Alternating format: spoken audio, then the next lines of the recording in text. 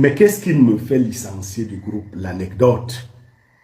Je parle aujourd'hui parce qu'il est bon que les gens qui me font confiance, les gens qui me suivent, sachent quand même qui je suis. Quel est le parcours que j'ai eu? Est-ce que je suis comme ces enfants qui font n'importe quoi et tout le reste? Pourquoi je suis gueulard comme ça? J'ai payé une formation de sculpture à un jeune garçon du prénom de Nestor. Je ne vais pas donner son nom de famille.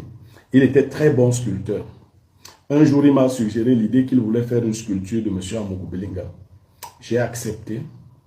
Et à l'insu de M. Amougou-Belinga, nous avons retrouvé des photos et autres. On a fait une sculpture. Tous ceux qui allaient dans le bureau de M. Amougou-Belinga trouvaient cette sculpture au niveau de son secrétariat.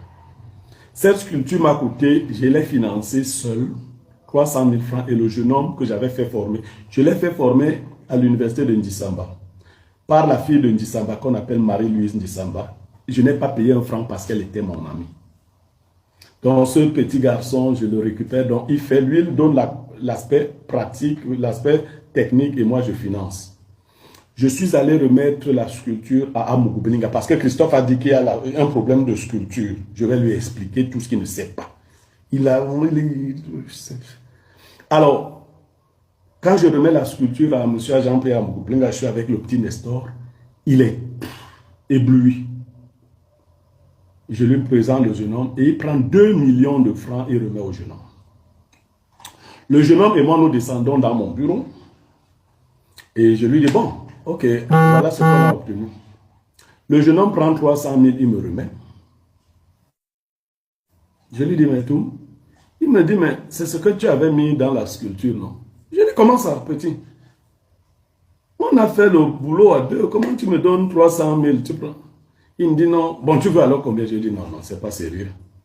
Il prend, je lui dis, donne-moi encore 300 000. Il me donne 300 000, ça faisait 600 000. Il reste avec 1,4 million.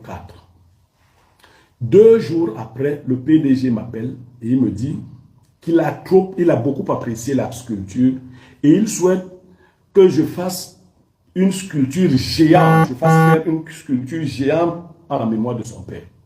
Et il envoie son gars de corps, Francis, me remettre des photos de son père. Il me remet les photos. J'appelle mon jeune homme, je lui dis, on vient d'avoir notre marché. Je lui explique. Il me dit, je vais faire le devis. Je lui dis, fais le devis. Il fait le devis, il me dit, ça fait 5 millions. Je lui dis, 5 millions, comment mon petit?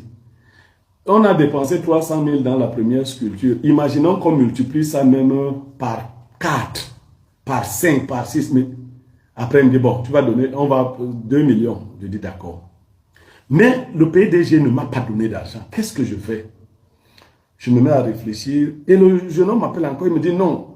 Vraiment, il faut qu'il gagne sa vie à travers cette sculpture. Je dis, mais le type là n'a pas donné d'argent. Il dit, non, c'est 10 millions. Je dis, quoi? Je dis, bon, je vais appeler le PDG, je vais lui dire que tu as refusé de faire.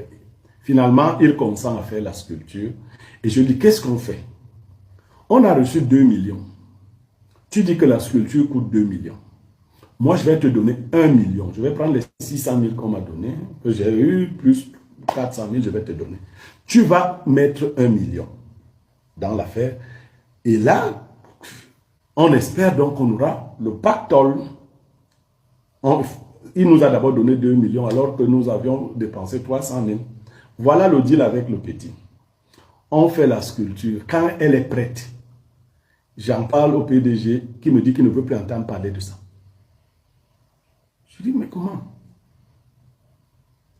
Je prends le grand frère du PDG qui est chef de village, Sa Majesté Nkili, je l'amène là où le petit a fait la sculpture, il voit la sculpture. Il dit, oh ça c'est très beau, c'est notre père tout craché. Je dis que mais ton frère dit qu'il ne... Je ne sais pas ce qui se passe. Je ne comprenais plus la décision du PDG. J'essaie d'expliquer au petit que le PDG ne veut plus rien entendre. Un jour, j'affronte encore le PDG. Il me dit, je ne sais pas ce que tu cherches avec cette affaire-là. Et comme c'est un homme très charismatique, j'ai laissé.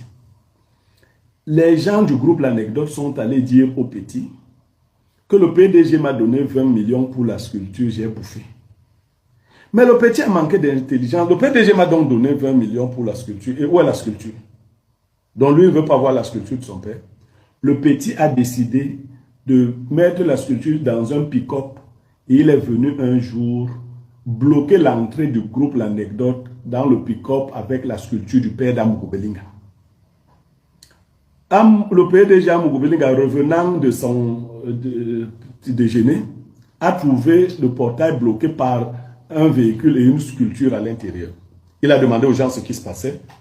Et les gens qui m'aimaient beaucoup au groupe L'Anecdote lui ont dit que c'est le petit, c'est Niémé qui a dit à ce monsieur de venir bloquer l'entrée avec la sculpture. Il a fait appeler le petit. Il lui a demandé, le petit lui a dit, moi j'ai fait la sculpture depuis plus de 6 mois. Monsieur Niémé ne veut pas me remettre, ne veut pas que je vous remette la sculpture. Monsieur Amougou Belinga a remis sur le champ 2 millions au petit. Il lui a dit, viens me voir demain. Et il a instruit les gens de porter la sculpture et d'aller la déposer dans son village. Elle est aujourd'hui installée dans le village de M. Amougou Belinga. Le même soir, il m'a licencié. Et le lendemain, il a ajouté 5 millions au petit. J'ai rencontré le petit ce matin-là quand on lui avait ajouté 5 millions. Je lui ai posé le problème. Il m'a dit que non, vraiment les 7 millions-là, tu as ta part là-dedans. Je suis rentré chez moi, je le rappelle pour lui dire, mais Nestor, donne-moi ma part. Moi, je viens d'être licencié. On dit que je t'ai envoyé défier le PDG. Il m'a dit qu'après avoir bien réfléchi, il ne peut plus partager l'argent là avec moi. Parce que lui n'aura plus un autre business maintenant que je ne suis plus au groupe L'Anecdote. Il préfère faire sa vie avec ces 7 millions. Je lui ai dit, Nestor, retiens ce jour. Je te donne 5 ans. On fera les bilans de ce que tu seras devenu. Je fais vite. Un jour, alors que je roulais dans ma grosse Pathfinder de couleur bordeaux, je montais la colline de Tropicana pour aller vers un van. J'aperçois Nestor qui marche dans la nuit, il se bat. J'appelle au téléphone, je dis, Nestor, comment tu vas? Il dit, je vais bien. Je dis, non, tu ne vas pas bien, je te vois que tu marches à pied là. Il dit, oui, je suis à Tropicana. Je dis, il y a une grosse voiture, Pathfinder, qui vient de te traverser. Il dit, oui. Je dis, c'est moi. Je lui dis, je t'avais donné rendez-vous dans 5 ans, on n'a pas encore fait 5 ans. Il dit, ça veut dire quoi? Je lui dis, non, c'est la vie. Tu as fini d'utiliser les 7 millions, tu n'as plus rien.